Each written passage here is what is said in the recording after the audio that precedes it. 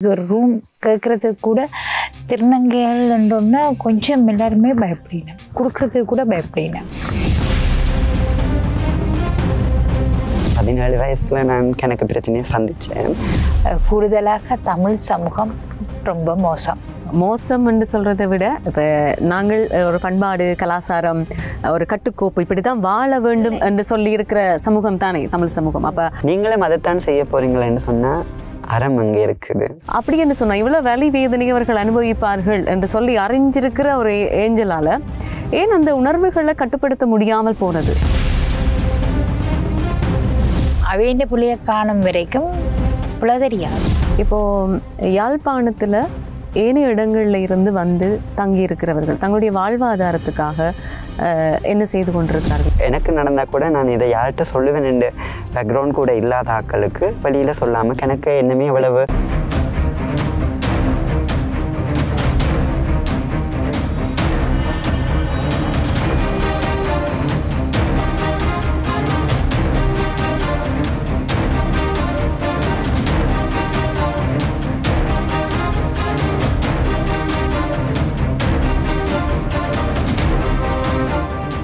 வணக்கம். இது ஐபிசி தமிழின் முப்பரிமாணம் நிகழ்ச்சியிலே நாங்கள் பல்வேறு விடயங்களை பற்றி பேசிக் கொண்டிருக்கிறோம். அது இந்த சமூகத்துக்கு தேவையான ஒரு விடயமாக, சமூகத்திலே ஒரு விழிப்புணர்வை கொண்டு வர வேண்டிய விடயமாக அமைந்திருக்கிறது. இன்றைய தினமும் அது போன்ற ஒரு விடயத்தோடு தான் உங்களை சந்தித்திருக்கின்றோம். நான் துவாரகி. உரிமை, அடக்குமுறை, சுதந்திரம், இப்படி நிறைய விஷயங்களை நாங்கள் ஒவ்வொருத்தரும் தனி மனிதனாக பேசிக் கொண்டிருக்கிறோம். அதே உரிமைக்காகவும் அதே சுதந்திரத்துக்காகவும் தாங்களும் பட்டாம்பூச்சிகளாக இந்த உலகத்திலே சக மனிதர்களைப் போல வாழ வேண்டும் என்பதற்காக நிறைய சவால்களை சந்தித்த ஒரு சமூகத்தினரை பற்றி தான் நாங்கள் இன்றைக்கு பேச போகிறோம். அதற்காக நிறையவே அவர்கள் போராட்டங்களை சந்தித்திருக்கிறார்கள். நிறைய பரிகாசமான வார்த்தைகளை கூட சில வேளைகளில் கேட்டிருக்கலாம். வீட்டில் பெற்றவர்களுடைய அன்பு கிடைக்காமல் போயிருக்கலாம். சிலருக்கு நண்பர்கள் மத்தியிலே ஏளனமான பேச்சுக்களை அவர்கள் சந்தித்திருக்கலாம். உறவினர்கள் மத்தியிலே சந்தித்திருக்கலாம். இந்த சமூகத்திலே அவர்களை முன்னாலே போக விட்டு பின்னாலே வேறு ஒரு வார்த்தைகளாலே பேசிய விடயங்களை கூட அவர்கள் சந்தித்திருப்பார்கள். அத்தனையும் கடந்து இன்றைக்கு சமூகத்தில் நாங்களும் எங்களாலையும் சாதிக்க முடியும் என்கின்ற சில விஷயங்களை அவர்கள் செய்து கொண்டிருக்கிறார்கள். எனவே அவர்களை பற்றித்தான் இன்றைக்கு முப்பரிமாணம் நிகழ்ச்சியில நாங்கள் பேச போறோம். ஒரு மாற்றத்தினுடைய விளைவாக தங்களுடைய உணர்வில் ஏற்படுகின்ற ஒரு சிறிய மாற்றம், தங்களுடைய ஹோமோனில் ஏற்படுகின்ற அந்த மாற்றத்தின் விளைவாக இந்த சமூகத்திலே பல இன்னல்களை அவர்கள் சந்தித்திருக்கிறார்கள்.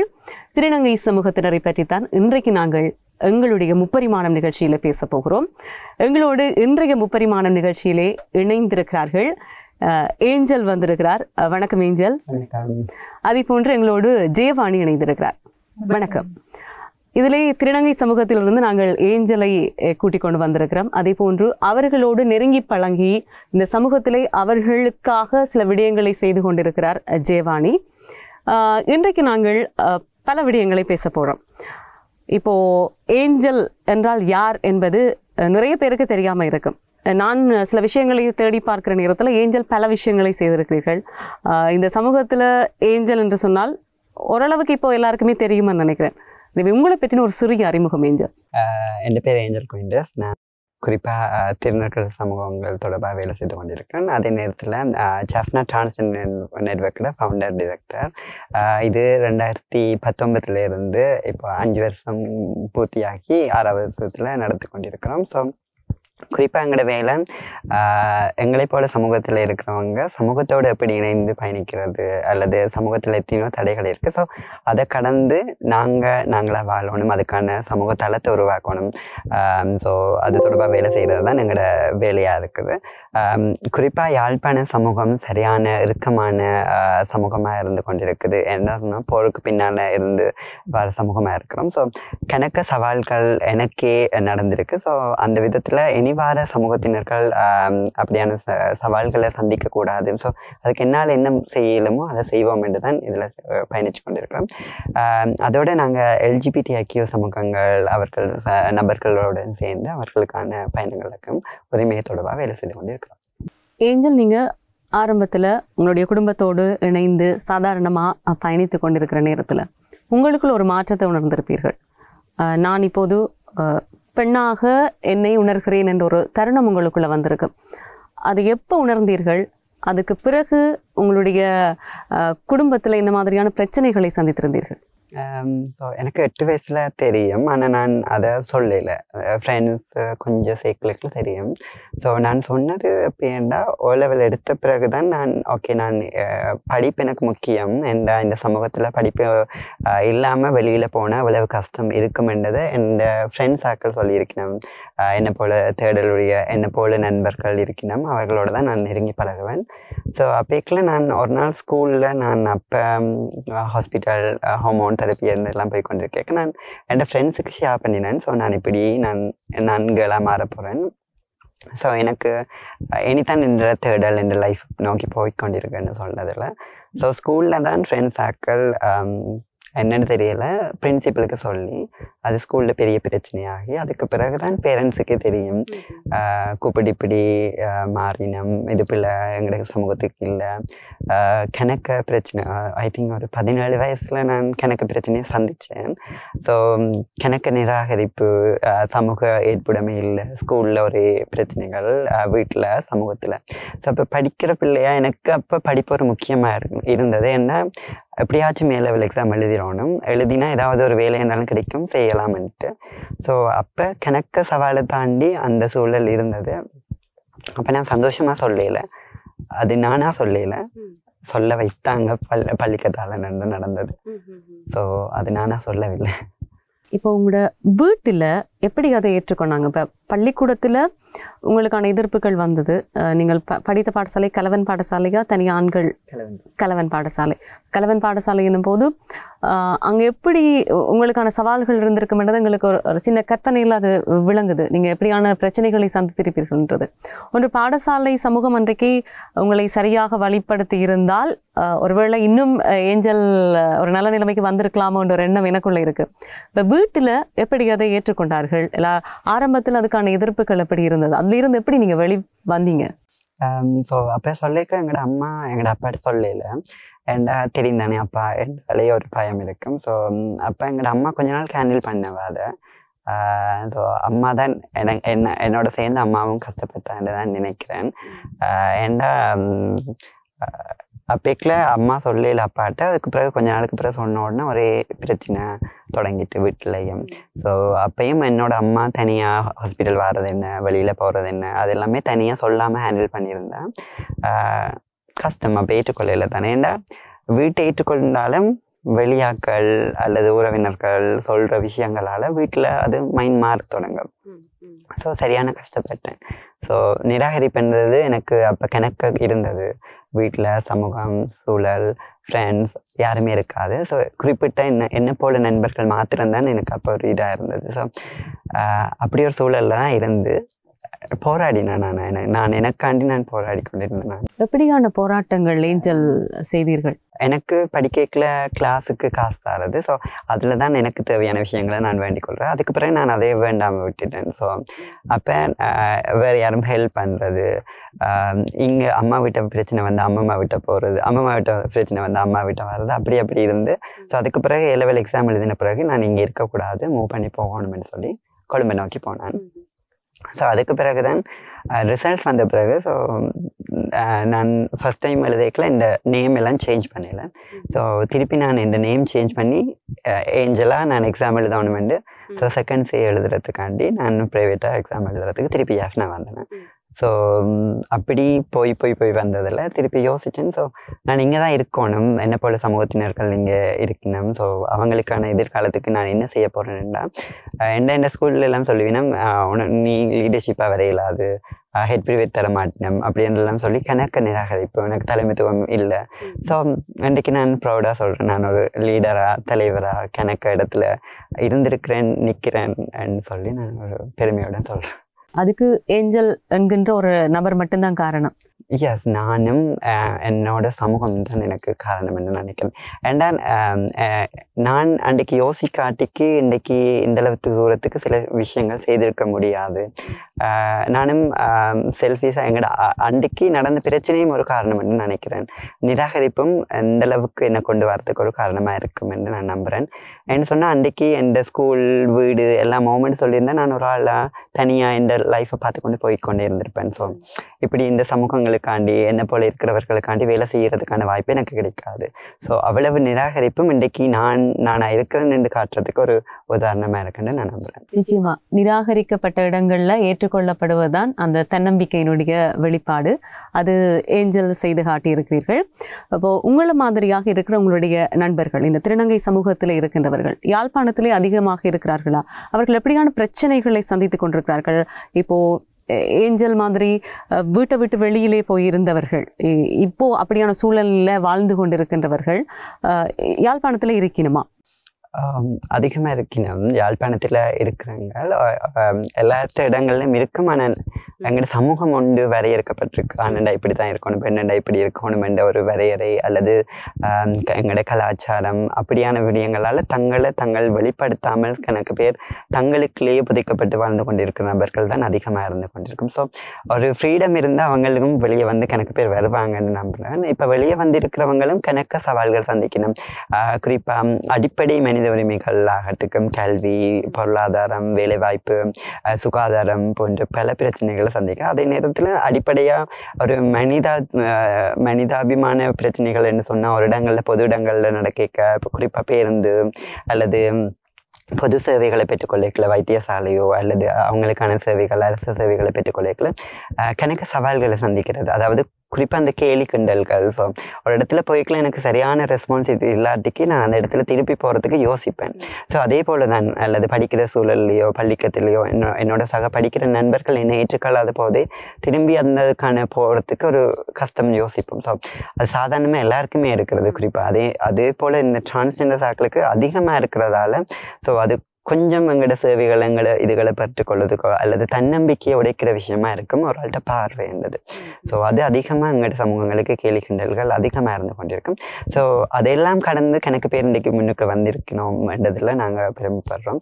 ஸோ இது குறிப்பாக 2015-16 காலங்களில் இருந்ததுக்கும் 2025 இருந்ததுக்கும் சிறிய மாற்றம் நடந்திருக்கிறது தான் நான் நம்புகிறேன். ஏன்னா கணக்கு பேர் வெளியே வந்திருக்கணும், கணக்கு விஷயங்கள் நாங்கள் பேசுகிறோம், நாங்கள் செய்து கொண்டிருக்கிறோம்.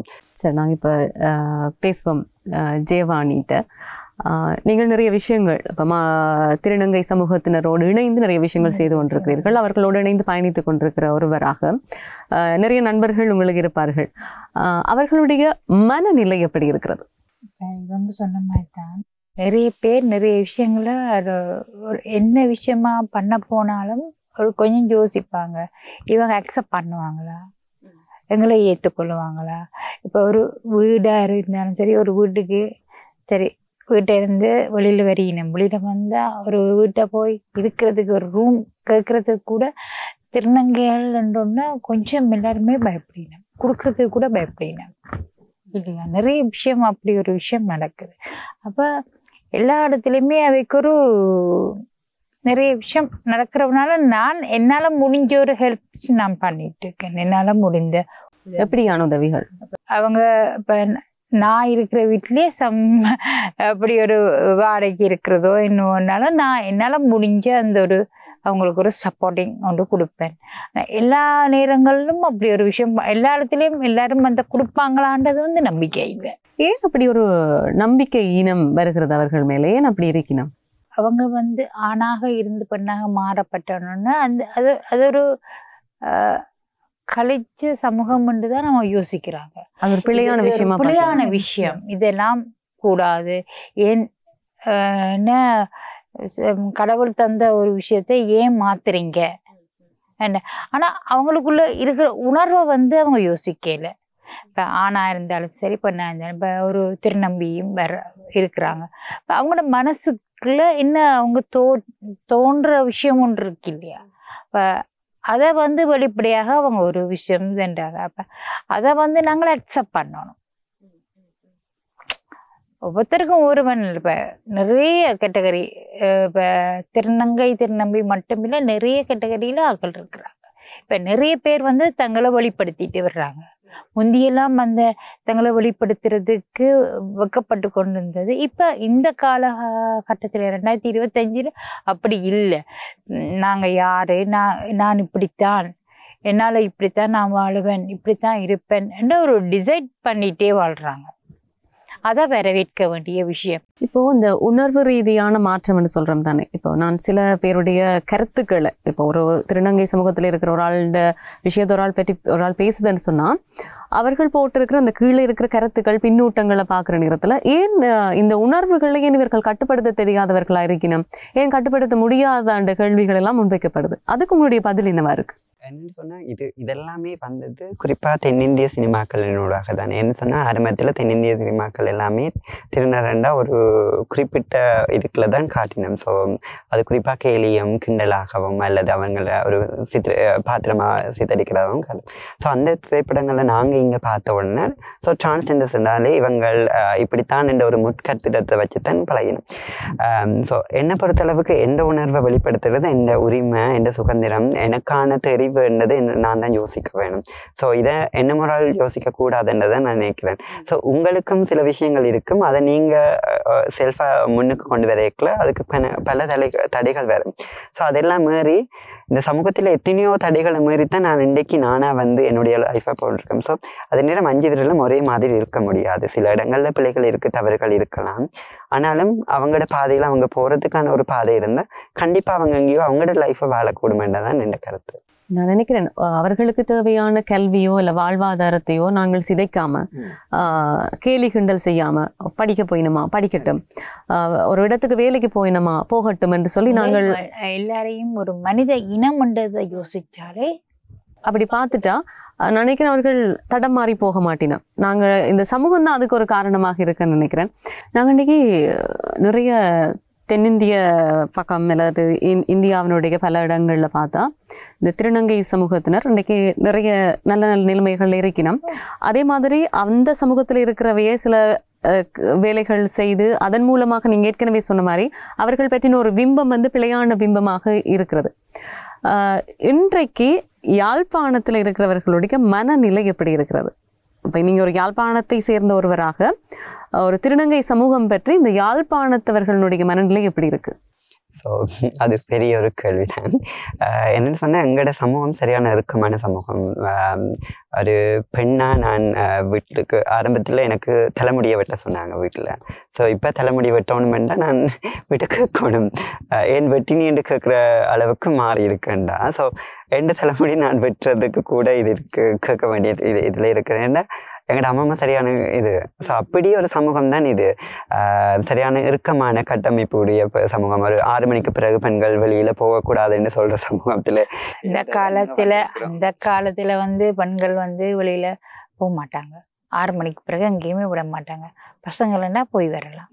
ஸோ அதே நேரத்துல இப்ப அப்படி பெண்களுக்கான ஒடுக்குமுறைகளே கணக்கு இந்த சமூகத்தில் இருந்து கொண்டிருக்கு. ஸோ அதில் திருநங்கைகளேயே அவர்கள் அடிப்படையில் அவர்கள் ஒரு பெண் அண்ட் இதில் கணக்க சூழ்நிலைகள் இடம்பெறுது. என்னென்னு சொன்னால் இவங்களுக்கு யார் கேட்க போகிறாங்க, இவங்களுக்கு கொண்டு நடந்தால் யாருமே கேட்கறதுக்கான இதுவும் இல்லை, சட்டங்களும் இல்லைன்றதில்லை, கணக்க சூழ்நிலைகள் நடந்து கொண்டிருக்கு. ஸோ இப்போ பிகாஸ் எனக்கு நடந்தால் கூட நான் இதை யார்கிட்ட சொல்லுவேன் என்ற பேக்ரவுண்ட் கூட இல்லாத ஆட்களுக்கு வெளியில் சொல்லாமல் கணக்கு என்னமே இவ்வளவு பிரச்சனைகள் இருந்து கொண்டிருக்கு. ஸோ சமூகம் பார்க்க ஸோ இவங்களுக்கு ஒதுமே இல்லை, யாருமே இவங்களுக்கு ஏதாவது ஒன்று நடந்தால் கூட கேட்க மாட்டினோம் என்ற ஒரு சமூக மனநிலை இருந்து கொண்டிருக்குது. இப்போது நீங்கள் ஆரம்பத்தில் சொல்லியிருந்தீங்க உங்களுடைய முதல் தரம் பரீட்சை எழுதும் போது உங்களுடைய அந்த ஆரம்பத்தில் ஆண் பெயரில் பரீட்சை எழுதியிருந்தீங்க. அதுக்கு பிறகு நீங்கள் பெண்ணாக மாறினதுக்கு பிறகு இந்த ஏஞ்சல் என்ற பெயரில் பரீட்சை எழுதினீங்க. இந்த ஏஞ்சல் என்ற பெயரை வைத்தது யார்? ஏஞ்சலுடைய பேரை நீங்களே வைத்து கொண்டீர்களா? இந்த பேர் மாற்றத்தில் எப்படியான சிக்கல்கள் எல்லாம் இருந்தது? ஸோ பேர் இது சும்மா சொல்லிக்கல சொல்லி கொண்டு போகிறது. எனக்கு பேர் ஏஞ்சல், உனக்கு பேர் இது, என் ஃப்ரெண்ட்ஸுக்குள்ள நாங்கள் ஷேர் பண்ணி கொள்ளைக்கல. ஸோ ஏஞ்சல் நான் கத்தலிக் கண்டபடி அந்த பேரை நான் சூஸ் பண்ண பைப்பில் இருந்து. ஸோ அப்படியே ஃப்ரெண்ட்ஸ் ஆக்கலும் அப்படி இருந்து நான் சும்மா சொல்கிறது என்ன பேர்னு கேட்டால் ஏஞ்சல் உண்டு. ஸோ அது சும்மா விளையாட்டாக கூப்பிட தொடங்கி இன்றைக்கி ஏஞ்சல் உண்டா தான் எல்லாருக்குமே தெரியும் என்ற அளவுக்கு மாறி இருக்கு. ஸோ அந்த இதில் அதுக்கு பிறகு பெயர் மாற்ற வேண்டியக்கில் நான் ஒரு ப்ராசஸுக்கு போகணும். ஸோ ஸ்ரீலங்கன் இதன்படி 2016ஆம் ஆண்டு ஜெண்டர் ரெகக்னேஷன் சர்டிஃபிகேட்னு வந்தது. ஸோ நாங்கள் இப்படி பேரை மாற்றிக்கொள்ளலாம் அண்ட் இதில். ஸோ அதுக்கு சைக்காட்டிஸ்ட்டை போகணும், அந்த ப்ராசஸ் இருக்குது. அதுக்கு பிறகு ஜிஆர்சி எடுத்த பிறகு அவர் ஒரு ஜிஆர்சி தருவார், இதை கொண்டு மாற்றணும்னு சொல்லி. ஸோ இது கச்சேரிக்கு போய் கச்சேரியில் இருந்து எப்படி சர்டிஃபிகேட் பேர் மாற்றுற ப்ராசஸ் இருக்கோ அதன் அடிப்படையில் மாற்ற வேண்டும். ஆனால் அதில் சில இதுகள் செய்ய வேண்டாம். அந்த 1 இயருக்கு இது கொடுக்கணும், பேப்பர் லெட்டர் அதெல்லாம் தேவையில்லை. ஸோ இந்த லெட்டரை கொண்டு நாங்கள் மாற்றிக்கொள்ளலாம். ஸோ அப்படி இதில் தான் மாற்றிக்கொண்டேன். அப்போ நான் கொழும்பில் தான் இந்த இதெல்லாம் செய்து கொண்டிருந்தேன், யாழ்ப்பாணத்தில் இல்லை. ஸோ யாழ்ப்பாணத்தில் அப்போ சரியான கஷ்டம் இந்த சைக்காட்டிஸ்ட் லெட்டர் எடுக்கிறதோ. ஸோ அவங்களுக்கான புரிதல்ன்றது சரியான குறைவாக இருந்தது. ஸோ அதன் அடிப்படையில் நான் கொழும்பில் தான் இந்த இதெல்லாம் செய்திருந்தேன். எனக்கு ஈஸியாக இருந்தது அதெல்லாம் எடுத்துக்கொள்கிறதுக்கு. அதுக்கு பிறகு நான் மாற்றிக்கல, இங்கே அதை பற்றி எந்த விழிப்புணர்வும் தெரியாது. ஸோ அப்போ நான் இந்த அப்பேக்கில் எனக்கு ஒரு ஈஸியாக இருந்தது. இந்த சைக்குலர் எல்லாத்தையும் நான் கலெக்ட் பண்ணி நான் அவங்க கதைக்கிறதுக்கு முதல் இதுதான் சைக்குலர், இதன் அடிப்படையில் மாற்றுங்கன்னு சொல்லி நானே சொல்லிடுறது. அந்த ஆர்வம், அந்த பேர் மாற்றத்துக்கான அந்த ஆர்வம் இவ்வளவு தூரத்துக்கு தேட வச்சிருக்கு. எடுத்து இல்லை அவங்க எடுத்த ஒரு விஷயத்தால அடுத்தவர்களுக்கும் ஒரு பயன்பாடாக இருக்குது இல்லை. ஸோ அதுக்கு பிறகு கிளிநொச்சியில் தான் நான் பூனகிரியில் தான் இந்த சர்டிஃபிகேட் மாற்றணுமென்றதுக்காண்டி நான் இங்கேருந்து அங்கே போனேன். அங்கே ஒரு பீமன் ஒரு ஆள் ஒரு பொறுப்பாதி இருந்தாங்க. ஓகே மாற்றி தரலாம் ஈஸியாக, நான் எதிர்பார்க்கவே இல்லை. அந்த நிமிடமே எனக்கு எல்லாம் மாற்றி ஒரு மணித்தியாலத்துக்குள்ள திருப்பி தந்துட்டாங்க. இல்லாட்டிக்கு அது ஒரு 1 வீக் அல்லது ஒரு மந்த் இருந்தாலும் எடுக்கும். ஸோ அது எனக்கு ஈஸியாக இருந்தது அந்த கனெக்ட் பண்ணுறதுக்கும். இப்போ கூட அவள் இதாக பொறுப்பாக இருக்கிற பூனகிரியில். ஸோ இப்போ கூட போனால் ஏஞ்சல் அந்த அளவுக்கு ஒரு இதை வந்து இருந்து கொண்டிருக்கு. ஸோ அப்படி ஒரு இது எனக்கு சந்தோஷம் அவங்களோட பயணித்தது. அதுக்கு பிறகு அவங்களுக்கும் வேறு அவேர்னஸ் எல்லாம் இப்போ தான் அவங்களுக்கு அதை பற்றி கொடுக்கப்படுறது. அப்போ சொல்லுவேன் நான் முதல்ல இதை மாற்றி கொடுத்துருக்குன்றது. ஸோ அது சார்ந்த அறிவும் அல்லது அந்த இளம் ஆட்களாக இருந்தபடி அது ஈஸியாக ஹேண்டில் பண்ணதுன்னு நான் நினைக்கிறேன். ஸோ அந்த ஒரு வந்தது எங்களுக்கு பெரிய ஒரு மாற்றம். ஸோ அதுக்கு பிறகு நான் எக்ஸாம் எழுதினேன். என் ஃப்ரெண்ட்ஸோட படித்த ஸ்கூலுக்கு நான் போய் திருப்பி எக்ஸாமுக்கு போய் செய்தது எனக்கு சரியான சந்தோஷமாக இருந்தது. அன்றைக்கு நிராகரித்த உங்களுடைய நண்பர்கள் இன்றைக்கு எப்படி இருக்கணும்? நண்பர்களாக இருக்கணுமா, பேசினுமா? அப்போ எனக்கு நண்பர்கள் என்றாலே சரியான குறைவு. ஒரு 2 கேர்ள்ஸ் 3 பேர் தான் இருந்தேன். ஸோ அப்போ எனக்கு நிராகரிக்கப்பட்ட ஆசிரியர்களாகட்டுக்கும் இதாகட்டுக்கும் எல்லாருமே இப்போ ஃபேஸ்புக்கில் நண்பர்களாக இருக்கணும், ரிக்வெஸ்ட் கொடுக்கணும், பாப்பினம். ஸோ அந்தளவுக்கு கடவுள் எனக்கு கொண்டு வந்திருக்கிறார் இந்த இடத்துக்கு. ஸோ கணக்கு பேர் நண்பர்களாக இருக்கணும், நண்பர்களாக இருக்க முற்படுகினம். ஸோ அதெல்லாம் இருக்குது, இப்போ மாறி இருக்குன்றதை நான் நம்புகிறேன். இப்போ நீங்கள் சில இடங்களில் வேலை தேடி போகிற நேரத்தில் வேலை தளங்கள்லையும் இதே நிராகரிப்பை நீங்கள் எதிர்நோக்கி இருப்பீங்க. அப்படியான நிராகரிப்பு ஏதாவது ஏஞ்சலுக்கு நடந்திருக்கா? நான் இன்னும் வேலை தேடி போகவில்லை. ஸோ என்னால் முடிஞ்ச விஷயங்களை நான் செய்யணும் என்றதில் நான் ஆர்வமாக இருப்பேன். ஸோ என்ன விஷயம் செய்யலாம்னு சொல்லி நான் கணக்கு விஷயம் இளைஞர்களோடு சேர்ந்து வேலை செய்யணும். அப்போ இளைஞர்களுக்கான என்ன ஆப்பர்ச்சுனிட்டி இருக்குது. ஸோ அந்த விதத்தில் எனக்கு ELA என்று சொல்லி ஒரு இளைஞர்கள் குழுவோட பயிற்சிகள் இருந்தது. ஸோ அதில் இருந்து ஒரு இன்டர்னுக்கு போயிருந்தேன். அப்படி சில தனிப்பட்ட விடயங்கள், தனிப்பட்ட ப்ராஜெக்டில் வேலை செய்கிறபடியா. ஸோ எனக்கு நான் செல்ஃபாக வேலை செய்யணும், எங்கேயும் போய் நின்று வேலை செய்யக்கூடாதுன்ற இதில் ஸோ நான் இதாக இருக்கிறேன். ஸோ அதில் ஜாஃப்னா டிரான்ஸ்ஜெண்டர் நெட்வொர்க் என்ற ஒரு நிறுவனம் இருக்குது. ஸோ அதில் எங்களோட பயணங்கள் போய்கொண்டிருக்குது. எத்தனை பேர் இருக்கணும்? ஸோ அதில் கணக்கு பேர் வருவீனம். இப்போ ஒரு சமூக தளம் ஒன்று ஏற்பாடு செய்திருக்கிறோம். ஸோ அதில் ஒரு குறிப்பிட்ட டைம்லேருந்து குறிப்பிட்ட டைம் வரலாம், கேம்ஸ் விளையாடலாம், கதைக்கலாம் ஃப்ரீயாக. ஸோ அப்படி ஒரு இடம் ஒன்று உருவாக்கி இருக்கிறோம். ஸோ அப்படி போய்கொண்டிருக்குது. இப்போது யாழ்ப்பாணத்தில் ஏனைய இடங்கள்ல இருந்து வந்து தங்கி இருக்கிறவர்கள் தங்களுடைய வாழ்வாதாரத்துக்காக என்ன செய்து கொண்டிருக்கிறார்கள்? யார் அவர்களுக்கு உதவி செய்து கொண்டிருக்கிறார்கள்? கணக்கு பேர் இப்போ தங்களோட வேலைகளை பார்க்கறதுக்கான இது ஒன்றும் இருக்குது. ஸோ வேலை இல்லாமையும் இருக்கணும். சில ஆக்கள் சில இதுகளினூடாக பயிற்சிகள் கிடைக்கப்படுகிறது. அப்படியான இடங்கள் சில ஆக்கள் நடனத்துக்கு செல்றது, திருமண விழாக்கள்ல நடனங்கள். ஸோ அப்படி சில ஆக்கள் படங்கள், வேறு இடங்கள்ல ஆக்டிங், மேக்கப். இவங்க பண்ற அந்த ஃபெடரேஷன் மூலம் சில பேருக்கு வந்து உதவிகளும் செய்துட்டு இருக்காங்க. எப்படியான உதவி? கல்வி படிக்கணும் என்று சொல்றவங்களுக்கு அப்படியான விஷயம் வந்து ஹெல்ப் பண்றது, மேக்கப் செய்யணும்னு ஆசைப்படுறவங்களுக்கு அவங்களுக்கான பொருள்கள் வாங்கி கொடுத்து அவங்களுக்கான படிப்புக்கான விஷயங்களை இவங்களோட ஃபெடரேஷன்லேருந்து எல்லாமே பண்ணி கொடுத்து. அதில் உங்களுடைய பங்களிப்பு என்னவா இருக்கு? கணக்கு பங்களிப்பு நான் சொல்ல வேண்டும். என்னன்னு சொன்னால் அதுக்கான வாய்ப்புகளை கொடுக்கறது, இடங்கள்ல சில இடங்கள்ல ஒரு படம் நடிக்கிறதுக்கான வாய்ப்பு கணக்கு பேர் கொடுக்க மாட்டேன். ஸோ எங்களோட ஸ்டோரி எப்படி நாங்கள் சொல்றதுன்றதை குறிப்பாக வாணியோடாக 2-3 படங்களோடாக செய்திருக்கணும். அதுக்கான வாய்ப்பு. மற்றது இது அழகு கலை ஊடாக கணக்கு பேர் வந்திருக்கணும். வந்து இப்போ டிரான்ஸ் மென்ஸ் 2-3 பேர் கூட என்னோட பேசியிருந்தாங்க. எங்களோட கதைகளையும் நீங்கள் வந்து கதைகளாக எழுதி ஒரு படமாக பண்ண மாட்டீங்களா? ஏன்னா அவங்களுக்காக பேசுகிறதுக்கு யாரும் இல்லை. அது ஒரு விஷயம். இப்போ சில பேர் கேட்குறேன், ஏன் நீங்கள் அவங்களோட படங்களை மட்டுமே செய்கிறீங்க? அதில் மற்ற படங்களும் செய்வேன், அவங்களோட படங்களை செய்கிறேன்னா எனக்கு அதுக்கான வாய்ப்பு கிடைக்குது. வாய்ப்பு கிடைக்கும் போது நான் அதுக்கான எல்லாரும் வேற படங்கள் எல்லாரும் செய்யலாம். ஆனா இப்படியான விஷயங்கள்ல பேசுறதுக்கு 1-2 பேர் தான் இருக்கிறாங்க. அதுதான் உண்மையான விஷயம். வந்து அவங்களோட மனநிலையை வெளிக்கொண்டு வர்றதுக்கு அப்ப நான் அவங்களையே நடிக்கிறதுக்காக அதுல விட்டுருவேன். ஏனென்றா அப்பதான் உணர்வு பூர்வமாக இருக்கு.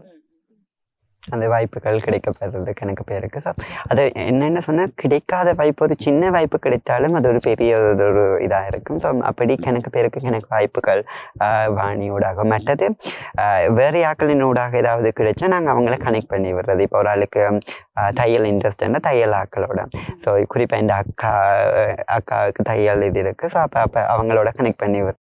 ஒரு சமூகத்தோட எந்த பிளான் எப்பயுமே ஒரு சமூகத்தோட நாங்களும் ஒரு சமூகத்தில் ஒரு ஆள். ஸோ இப்படி நாங்கள் இந்த சமூகத்தில் சேர்ந்து வாழணும் என்றதான் இது. ஸோ அது இப்போ கேஷுவலாக போகுது. இப்போ நான் ஏஞ்சல் என்ற அளவுக்கு போய் கொண்டிருக்குது. ஸோ அப்படி ஒரு மாற்றம் ஒன்று தான் தேவை. உண்மையாக கொண்டு வரணும். அதான் உண்மையான விஷயம். இப்போ எல்லாருமே சக மனிதர்கள் என்றதை வந்து புரிந்து கொண்டா அவ்வளோதான், வேற ஒன்றுமே இல்லை. நாங்கள் ஒரு ஆள் வாணி அந்த அளவுக்கு போகிற அளவுக்கு இருந்துட்டோம்னா ஓகே. என்னன்னா ஒரு வித்தியாசமான பார்வை பார்க்காம வேற வேற வார்த்தைகள்னால பேசாம நான் போக விட்டுட்டு வேற ஒரு கதை சொல்லாம, இல்லாட்டி இப்ப நான் ஒரு வீதியால போய் கொண்டிருக்கிறேன்னு சொன்னா ஒரு வித்தியாசமான பார்வையில இல்லாம ஓகே அவர்களும் இந்த சமூகத்துல எங்களை போன்றவர்கள் ஏதோ ஒரு விடயத்துல உணர்வு ரீதியான மாற்றத்தை சந்தித்தவர்களாக மாறி இருக்கிறார்கள். அவர்களுடைய போக்குல அவர்களை விட்டு விட்டாலே போதும்னு நினைக்கிறேன். இப்போ இதை பார்க்கிறவர்கள் சில வழிகள்ல எங்கள் மீதும் நிறைய விமர்சனங்கள் வரலாம். பேசாத விஷயங்கள் எல்லாம் பேசி கொண்டிருக்கிறார்கள் என்ற விமர்சனங்களை கொண்டு வரலாம். ஆனா ஒருவருடைய உணர்வை நாங்கள் மதிக்க தெரிந்தவர்களாக இருக்க வேண்டும். நிச்சயமா அது யாராக இருந்தாலும். இந்த வீட்டுல ஒரு ஆண் குழந்தை இல்லாத அம்மா என்ன செய்வான்னு, ஒரு பெண் பிள்ளைக்கு ஆண் உடுப்பு போட்டு அழகு பாப்பா. அதே மாதிரி ஒரு பெண் பிள்ளை இல்லாத அம்மா என்ன செய்வாண்டா, ஒரு ஆண் பிள்ளைக்கு தோடு போட்டு ஹேர் பேண்ட் எல்லாம் போட்டு ஒரு வடிவான பெண் குழந்தையினுடைய சட்டையை போட்டு அழகு பாப்பா. ஆனா அதுவே ஒரு ஆண் குழந்தை தன்னை ஒரு பெண்ணாகவே உணர்கிறது என்று சொல்லிக்க அந்த இடத்துல பிரச்சனை வந்து வீட்டுல உருவாகும். அதை வந்து ஏற்றுக்கொள்ள மாட்டார்கள் இந்த சமூகம். ஆனா நாங்க எங்க வீட்டுல ஒரு பெண் குழந்தை வேணும் என்று சொல்லி ஆசைப்படுவோம், ஒரு ஆண் குழந்தை வேணும் என்று ஆசைப்படுவோம். ஆனா அவர்கள் அந்த உணர்வு ரீதியான ஒரு மாற்றம் வரைக்கும் இது இந்த சமூகம் தான் அதுல ஒரு பிரச்சனையா இருக்கு. இந்த சமூகம் வந்து அதை எப்படி பார்க்கும்? நாளைக்கு பக்கத்து வீட்டுக்காரர் என்ன பேசுவினம், அவர்களுடைய நண்பர்கள் என்ன பேசுவார்கள், என்னுடைய உறவினர்கள் என்ன பேசுவார்கள் என்றதுதான் இன்றைக்கு அம்மா அப்பாட்ட இருக்கிற ஒரு பெரிய பிரச்சனையா இருக்கு. இந்த விதத்துல நான் பேரண்ட்ஸ் ஆக்களும் பாவம் என்ன பொறுத்தளவுக்கு. என்ன சொன்னா, இனி வரும் காலத்துல பேரண்ட்ஸ் இதெல்லாம் இனி வரும் காலம் இதை பற்றி எல்லாம் ஆனா அது ஒரு பெரிய மாற்றம் வந்திருக்குன்னு தான் நான் நம்புறேன். அதே நேரத்துல பேரண்ட்ஸும் பாவம். என்னென்னு சொன்னா, நான் எவ்வளவு கஷ்டப்படணும் அதே போல என் அம்மாக்கான நிராகரிப்பு, அப்பா, என் தம்பி எல்லாருமே அதை சந்திச்சிருப்பேன். ஸோ எனக்கு மட்டும் இல்லை, எனக்கு மட்டும் அந்த இது நடக்க போறது இல்லை. என்னால என் தம்பி அவங்களோட ஃப்ரெண்ட்ஸுக்கு உள்ளாக அப்படி கணக்கு நிராகரிப்பு அவங்களுக்கு மேற்படைக்கலாம். அது ஒரு இன்னுமே அந்த எங்கள் மேலுக்கு இருக்கிற பிரச்சனையை இன்னும் அதிகமாக்கும். ஸோ எங்களோட அம்மா ஒரு சொந்தக்காட்டை விட்ட போயினோம்னா என்ன இப்படி அப்படி ஆமன்னு கேட்கலாம். அவங்களும் அது என்ன போல தான் அவங்களுக்கும் கஷ்டப்படுறாங்க. ஏன்னா நான் அவங்களுக்கு என்ன செய்தாலும் பிள்ளை தான். ஸோ அந்த விதத்தில் இருக்கிற பேரண்ட்ஸும் இருக்கணும். ஸோ அதே நேரம் எனக்கு பிரச்சனைகளை சந்திக்கிற பேரண்ட்ஸும் கொடுக்குற பேரண்ட்ஸும் இருக்கணும். ஸோ அந்த விதத்தில் நான் சொல்லுவேன் எப்பயுமே, எங்களோட அம்மாக்கள் தான். ஸோ எங்களோட பேரண்ட்ஸ் எங்களை போல கஷ்டங்களை அவங்கள அனுபவிக்கிறாங்க. ஸோ அவங்களுக்கு ஒரு டைம் கொடுப்போம் நாங்களும். ஸோ பார்ப்போம் ஏதாவது ஒரு மாற்றம் வருமென்றது. நான் இப்போ வரைக்குமே இந்த அம்மாவுக்கு நான் இப்படி தான் இருக்கிறேன், இதைத்தான் செய்கிறேன், இந்த எல்லாம் செய்திருக்கேன்லாம் தெரியாது குறிப்பாக. ஸோ அதை நான் சொல்லவும் இல்லை. சில இடங்கள்லாம் கண்டுபிடிச்சேன், இப்படி சர்டிஃபிகேட் மாற்றினெல்லாம் நான் சொல்லவே இல்லை. ஸோ அவங்க தான் ஓகேயா மாற்றிட்டியா அந்தளவுக்கு அப்படி இந்த விஷயம் செய்துட்டியா தெரியாது உண்மையாகவே. நான் இதுதான் விளங்கப்படுத்தவும் இல்லை எங்களோட அம்மாவுக்கு. ஒரு கட்டத்துக்கு மேலே நான் போன இதால் என்ன ஏற்றுக்கொண்டது நடந்திருக்குன்னு நான் நம்புகிறேன். ஸோ அந்த இப்போ ஏஞ்சல் சொன்ன மாதிரி வீட்டில் இருக்கிற ஆக்களும் இப்போ வெளியில் போய்க்க என்ன உங்களுடைய மகன் இப்படி ஆயிட்டாராம், இல்லை என்ன அவர் இப்படி நடந்து கொள்கிறார் என்று சொல்லிக்க நீங்கள் சொன்ன மாதிரி அவர்களுக்குள்ள நிச்சயமாக அது சொல்ல முடியாத வேலை வேதனையை சந்தித்திருப்பினும் இப்போ பார்த்து கொண்டிருக்கிறார்கள் ஒரு விஷயத்த நிச்சயமாக இந்த கருத்தில் கேட்கறதுக்கு முனைவினம். அப்படி என்று சொன்னால் இவ்வளோ வேலை வேதனையை அவர்கள் அனுபவிப்பார்கள் என்று சொல்லி அறிஞ்சிருக்கிற ஒரு ஏஞ்சலால் ஏன் அந்த உணர்வுகளை கட்டுப்படுத்த முடியாமல் போனது, ஏன் அப்படியே இருந்திருக்கலாமே என்கின்ற ஒரு கேள்வியை கேட்கலாம் இல்லையா? அதுக்கு ஏஞ்சல்கிட்ட என்ன பதில்? ஸோ என்னோடய லைஃப் நான் தான் வாழ வேணும். ஆனால் எனக்கு விளங்குது அந்த கஷ்டங்கள். ஸோ ஆனால் இன்றைக்கு நான் அதை மாற்றிருக்கிறேன்னு நம்புகிறேன். என்ன சொன்னால் கணக்கு பேர் கபினம் என் சொந்தக்காரர் எல்லாமே என்ன விசாரிக்காத சொந்தக்காரெல்லாம் ஏஞ்சல் என்ன செய்கிறா, எங்கே நிற்கிறா என்றுதான் கேள்வி இப்போ மாறும். ஸோ அது கேட்க எங்கள் அம்மாவுக்கும் சரியான சந்தோஷம். என்னோட கதைக்காத சொந்தக்காரர் எல்லாமே வந்து கதைப்பினம், அது எனக்கு சந்தோஷமாக இருக்கும். என்ன சொன்னால் அது நான் இந்த அளவுக்கு வந்திருக்குன்னு எனக்கு ஒரு அடையாளம் கிடைத்தபடியாக தான் அது நடந்திருக்குன்னு நான் நம்புகிறேன். ஸோ அப்படி இல்லாத ஆக்களுக்கும் அது நடக்க வேணும். ஏன்னா அவங்களோட பாதையை அவங்க தெரிவு செய்யக்கலாம், அவங்களுக்கான ஒரு பலம் ஒன்று வரும். அதுக்கு நாங்களும் சேர்ந்து சப்போர்ட் பண்ணால் அது ஒரு பக்கம் போய் கொண்டிருப்பினோம். ஸோ இதுவே நான் அன்றைக்கு சொல்லாமல் இந்த வாழ்க்கையை நான் வாழ்ந்திருப்பேனாண்டா இல்லை. ஸோ நான் அப்படி வாழ்ந்திருக்கவே முடியாது. ஏன்னா அப்பயுமே எனக்கு நடந்த அநியாயங்கள் நடந்து கொண்டு தான் இருந்தது. ஸோ அதால் நானாக வாழணும் என்று முடிவெடுத்து இன்றைக்கு என் அம்மாக்கள் எல்லாம் அந்தளவுக்கு கஷ்டப்பட்டாக்கள் கஷ்டப்பட்டது எல்லாமே இன்றைக்கு நல்லதாக நடந்திருக்குன்னு நான் நம்புகிறேன். எனக்கு அம்மம்மாக்கள் இருக்கணும். ஸோ அவங்க எனக்கு சொந்தம் இல்லை, நான் அவங்களோட கூட இருந்து வளர்ந்தேன். நான் ஸோ இங்கே பிரச்சனைன்னா அங்கே போவேன், அங்கே பிரச்சனைன்னா இங்கே வருவேன். ஸோ அப்படி எனக்கு ஒரு சப்போர்ட்டாக இருந்தது இந்த ஃப்ரெண்ட்ஸ் அண்ட் அம்மா அப்பாக்கள் நான் சொல்லுவேன். இன்றைக்கு நீங்கள் கூட கொழும்புக்கு போயிருந்தா கூட இன்றைக்கு அம்மா அப்பாவோட சந்தோஷமா இருக்கிறீங்க? இருந்திருக்க மாட்டேன். அது இங்கே வந்ததால திருப்பி அது நடந்திருக்கு. ஸோ இப்போ நான் அக்கா விட்ட போகணும், அம்மா விட்ட போகணும், அம்மம்மா விட்ட போகணும். ஸோ பக்கத்தில் அக்கா வீடு இருந்தாலும் போக முடியாத டைம் இருக்கு. அக்காவுக்கு பேபி இருக்கு, அப்போ சித்தி எங்கன்னு கேட்பா. அந்த அளவுக்கு இது இருக்கு எனக்கு. அப்படி ஒரு சூழல் மாறி இருக்குன்றதுல சந்தோஷம். ஒரு நீண்ட காலம் எடுத்துக்கொண்டாலும் அந்த சூழல் மாற்றத்துக்கு அந்த மாற்றம் ஒன்று வந்திருக்கிறது. இப்போ நீங்கள் சமூகத்துக்கு இப்போது திருநங்கைகள் பற்றின ஒரு வித்தியாசமான பார்வையுடைய ஒரு சமூகத்துக்கு ஜெயவாணி என்ன சொல்ல விரும்புகிறீங்க? அவங்கள வாழ விடுங்கன்னு தான் சொல்ல முடியும் இல்லையா? அவங்களோட விருப்பத்துக்கு ஏற்ற மாதிரி அவங்களோட மனசில் என்ன விருப்பமோ அதன்படி வாழ விடுங்க. அது யாராக இருந்தாலும் திருநம்பி என்றதையும் விட ஒரு பெண்ணாக இருந்தாலும் சரி, ஆணாக இருந்தாலும் சரி, அவங்களோட விருப்பப்படி வாழ விடுங்க. அப்படி வாழ விட்டாலே வாழலாம். இங்கே இருக்கிற சமூகம் அதை அக்செப்ட் பண்ணுறதில்ல. புகை ஒட்டி கதைப்பாங்க, புகை ஒட்டி நக்கல் அடிப்பாங்க. இங்கே இருக்கிற அதுவும் கூடுதலாக தமிழ் சமூகம் ரொம்ப மோசம் என்று சொல்றதை விட இப்போ நாங்கள் ஒரு பண்பாடு, கலாச்சாரம், ஒரு கட்டுக்கோப்பு இப்படி தான் வாழ வேண்டும் என்று சொல்லி இருக்கிற சமூகம் தானே தமிழ் சமூகம். அப்போ அதில் ஒரு மாற்றமான ஒரு விஷயம் நடக்கல அது உடனடியாக ஏற்றுக்கொள்ள மாட்டார்கள், உடனடியாக அவர்களை ஏற்றுக்கொள்ள வைக்க முடியாது. அது சிறிதான ஒரு மாற்றத்தை தான் கொண்டு வர வேணும். உடனடியாக நாங்கள் அப்படியான ஒரு மாற்றத்தை சமூகத்திடமிருந்து எதிர்பார்க்கவும் முடியாது. என்னடா இது ஒரு எல்லாத்தையும் விட ஒரு வித்தியாசமான ஒரு விஷயம். சமூகம் ஏற்றுக்கொள்ளாத ஒரு விடயத்தை நாங்கள் சமூகத்தை ஏற்றுக்கொள்ள வைக்க வேண்டும் என்று சொன்னால் அது சிறிதான மாற்றத்தை தான் கொண்டு வரும். நிச்சயமா அதுக்கான விமர்சனங்கள் வரும், நிறைய வசைப்பாடல்கள் இருக்கும், பரிகாச பேச்சுக்கள் வரும்.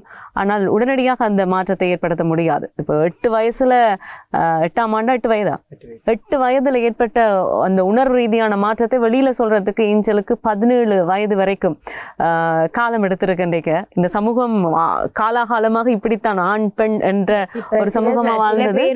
அப்படித்தான் சில பேர் தங்களுக்குள்ள அப்படி ஒரு விஷயம் தெரிஞ்சு செஞ்சாலும் வெளியில காட்ட முடியாம அப்படி இருக்கிறாங்களும் இருக்கிறாங்க.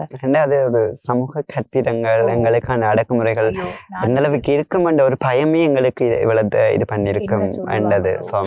நல்ல நல்ல பொசிஷன்ல இருந்தாலும் அவங்களுக்குள்ள இருக்க உணர்வை கட்டுப்படுத்தி வாழ்றாக்களும் இருக்கிறாங்க. என்ன செய்யறது, அம்மா காண்டி வாழணும், அப்பா காண்டி வாழணும். யதார்த்தம் அதுதான் எங்க சமூகத்துல யதார்த்தமே அதுதான் அப்படி வாழ்ந்துட்டு இருக்காங்க. கணக்கு பேர் தங்களுடைய வேலை அல்லது அப்படி எனக்கு தெரியும் இது அந்த வேலை செய்யற நபரா எனக்கு கணக்கு பேர் அடையாளம் அவங்களே தங்களுடைய உணர்வுகளை சொல்லியிருக்கிறாங்க. தங்களுடைய வாழ்க்கையை வாழ முடியாத அளவுக்கு ஏண்டா இந்த சமூகம் தன்னில் இருக்கிற ஒரு பிள்ளைய பார்க்காம அல்லது நான் இப்படி இருக்கிறேன்னு பார்க்காம அடுத்தவங்கள பிள்ளை சொல்றதோ அல்லது அடுத்தவங்கள அடக்குமுறை பண்றதோ அந்த இது சரியான கூட எங்களோட தமிழ் சமூகத்தில். ஸோ நானும் ஒரு தமிழர்களா அதை ஏற்றுக்கொள்ள தன் பண்பாடு எங்களுடைய கலாச்சாரங்கள் எங்களை இது எல்லாத்தையுமே நாங்க எங்களுக்குள்ள கட்டுப்படுத்துறோமோ இல்லையோ இன்னும் ஒரு ஆள்ல திணிக்கிறோம். ஸோ அதை நாங்கள் திருப்பி யோசிக்க வேண்டும் என்றதை நான் தெளிவா இருக்கிறேன். ஸோ எங்களுக்குள்ள ஒரு வரையறை போடாம ஸோ அது என்ன நடக்குதுன்னு பார்க்கணும், என்ன அவங்களுக்கு என்னத்துக்காண்டி இதை செய்யறாங்கன்னு பார்க்காம ஸோ இதுதான் என்ற ஒரு பாக்ஸுக்குள்ள போடக்கூடாதுன்றது. என்ன விஷயம்னா அவங்க தங்களோட பிள்ளைகளை கண்ணில காணும் வரைக்கும் அவைய பிள்ளைய காணும் வரைக்கும் புலதறியாது. நாங்கள் இப்போ ஒரு சமூகமா இப்போ யாழ்ப்பாணமாக இருக்கலாம், இல்லாட்டி ஒட்டுமொத்தமாக தமிழர்கள் பிறந்து வாழ்கின்ற பகுதியாக இருக்கலாம்.